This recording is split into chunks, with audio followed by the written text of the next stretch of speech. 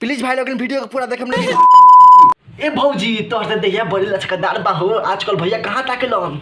जब से देहिया भइल बा भारी खाली चोली पा हमारा हटा के, खाली चोलिए पता केलन और कुछ ना करलन। जब धरेला तबे करेला हमारा चोली के खोल के। वैसे करलन भौजी तो के भैया हमारा धरला की इतना खराब बाड़न। सुन ना भौजी तुम्हारा कर दो तो कुछ कर देन का माना जब हम करिले मुआना मुंह फुलावे गाड़ी बोल के।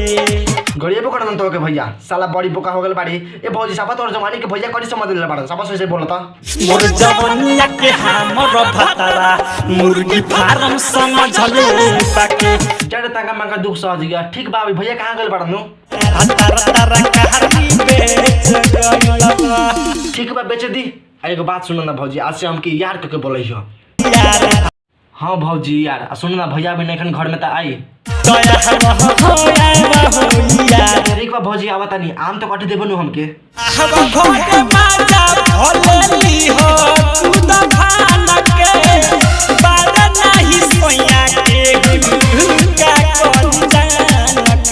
अच्छी बात कर लो भौजी क्या करी जान के। ठीक बा भौजी हम निकलते बनी घर से। सुन ना भौजी पहले बता रहे कटी छुपावत रहो भतर के कोरा सुताइले साके चुसोनी चुसाइले बाक तो भैया को तो चुसा जी बाक थोड़ा ना घर नाम में अब बीच में तू बुकसा ना बोलिए ठीक बा बिकी चाचा अब कहा तू कुछ सुना हो फसते बोला ले बेचावाड़ा छौड़ी होके चाहे होके छौड़ा है। ठीक कहता रे चाचा भला भी हमरा संगे घटना बल ख बिकी चाचा तनका बताना त मेरे कैसन प्यार होता।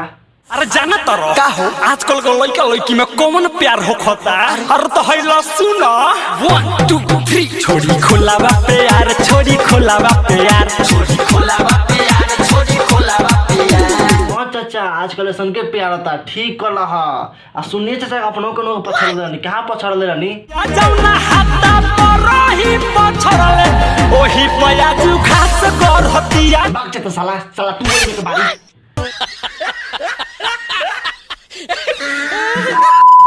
भाई लोगिन अपने लोगन के वीडियो अच्छा लागल बा तो जरूर वीडियो को लाइक करें और ओकरा बाद अपने लोगन के नेक्स्ट वीडियो में भेंट होई।